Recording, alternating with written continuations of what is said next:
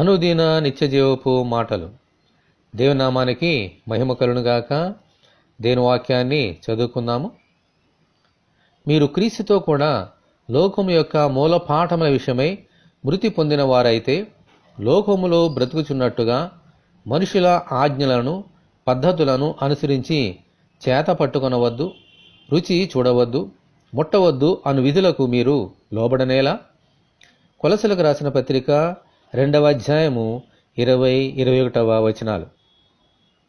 మనుషులందరూ ఈ లోకమును విడిచిపెట్టే సమయం వచ్చినప్పుడు మాత్రమే మృతి పొందుతారు. యేసుక్రీస్తునందు విశ్వాసముంచిన మనమైతే అనుదినము చనిపోవాలి.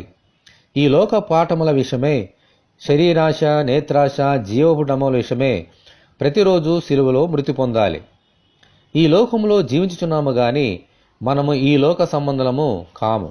అందుచేత మనుషుల ఆలోచనలకు పద్ధతులకు మనము దూరముగా ఉండాలి. మనుషుల పారంపర్యాచారములు దేవుని వాక్యమును బొత్తిగా నిరర్ధకము చేస్తాయి. మనమైతే వీటినన్నిటిని విడిచిపెట్టి పైనున్న వాటి అందే మన మనసును ఉంచాలి. యేసువైపు చూచుచూ కొనసాగిపోవాలి. అప్పుడే మనము దేవుని రాజ్యంలోనికి ప్రవేశించగలుగుతాము. దేవునికి స్తోత్రము. హల్లెలూయా. ఇటువంటి కృప కొరకు మనమందరము దేవుని వేడుకుందాము. మా కొరకు ప్రాణం పెట్టిన ప్రభువా, మీకు వందనములు.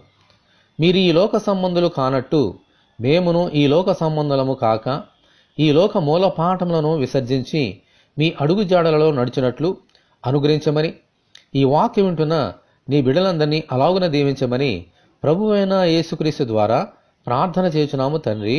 ఆమేన్. ప్రభువైన యేసుక్రీస్తు కృప మనకందరికీ తోడే ఉండి నడిపించునుగాక. ఆమేన్. పరిశుద్ధ దేవుని మందిరం.